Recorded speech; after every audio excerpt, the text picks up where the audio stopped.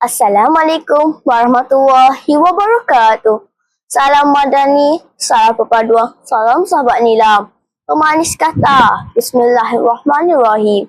Izinkan saya memperkenalkan diri saya. Saya Nuraya Afina binti Muhammad Nazri, murid 5 Belian dari Sekolah Kebangsaan Pulau Kenggah dan Sentiasa di Hati. Ke sekolah kecintaan saya, TBA 4003. Hobi saya membaca buku. Saya bercita-cita untuk membina kerjaya dalam bidang pendidikan. Dalam video ini, saya berasa amat teruja untuk membicarakan tentang sebuah buku yang amat menarik minat saya. Buku pilihan saya bertajuk Meniti Warna Pelangi. Buku karya Hakimi Muhammad terbitan Cipta Publishing ini amat menarik untuk dikongsi bersama-sama agar dapat direnung, ditilik untuk diambil pengajarannya.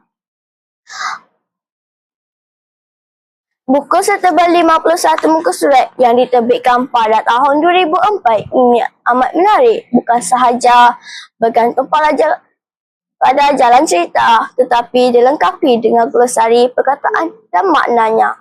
Selain itu, ilustrasi yang menarik juga disertakan. Ilustrasi yang digambarkan dapat menambah rencah penghayatan kepada pembaca. Di samping itu, banyak pengajaran yang kita ambil daripada buku ini. Jadi, ayo kita selusuri jalan cerita Meniti Warna Pelangi. Kisah bermula dengan cerita Amir yang resah gelisah. Koran tidak mampu membayar harga buku yang dipinta oleh gurunya. Amir berasa malu tetapi tidak sampai hati untuk meminta wang daripada ibunya. Setiap hari Amir menabung duit belanja sehingga terpaksa ikat perut. Amir selalu dimomokkan tentang ayahnya yang telah dibuang kerja kerana masalah kesihatan. Sejak hari ini, keluarga Amir menghadapi masalah kewangan yang teruk sehingga kakak sulung terpaksa berhenti sekolah untuk membantu menyara keluarga. Ibu pula menoreh getah. Hidup mereka umpama kais pagi makan pagi, kais petang makan petang. Amir yang seusia saya selalu berasa hairan kerana ayahnya telah berubah sikap menjadi panas barai yang sering hilang dari rumah. Amir tertanya-tanya apa penyakit ayahnya. Ibu, abang dan kakaknya selalu dipukul jika permintaan tidak ditunaikan. Kasihan kan? Amir selalu meluahkan perasaan dan kesedihan kepada kawan baiknya, iaitu Raja. Raja menasihati Amir agar berjumpa Cikgu Mastura untuk menceritakan masalahnya. Tetapi Amir malu. Suatu hari ketika pulang dari sekolah, Amir terperanjat melihat kereta polis di hadapan rumahnya. Rupa-rupanya ayahnya ditangkap kerana menaiki dadah.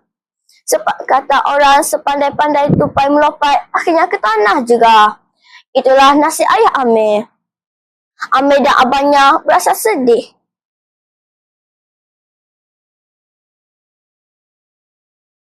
Walau apapun yang terjadi, itu tetap ayah mereka.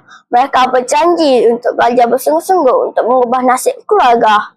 Mereka ingin berusaha agar dapat membuktikan bahawa anak penagih dadah boleh berjaya. Amir dan Hadi bertuah kerana mendapat sokongan daripada ibu kakak dan kawan-kawan dan guru-guru yang tidak meminggirkan mereka. Akhirnya mereka berjaya dalam peperiksaan dengan cemerlang. Hadi berjaya melangkah kaki ke sekolah berasrama penuh dengan tajaan kerajaan. Akhir kata, banyak pengajaran daripada buku Meniti Warna Pelangi ini. Antaranya, kita hendaklah menjadi anak yang sentiasa menghormati dan membanggakan ibu bapa kita. Sikap menghormati sangat penting dalam hidup. Saya amat kagum dengan sikap kawan-kawan Amir yang dilakarkan dalam buku ini.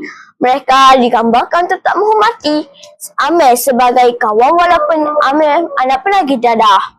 Kedua, kita jangan menjadi insan yang selalu meminta-minta, tapi sebaliknya. Hendaklah rajin berusaha untuk mencapai sesuatu. Rajin dah usaha itu tangga kejayaan. Ketiga, jauhilah dadah. Dadah musuh utama kita, punca kehancuran sifat insaniah. Sebelum berakhir, izinkan saya menyampaikan serangkap pantun.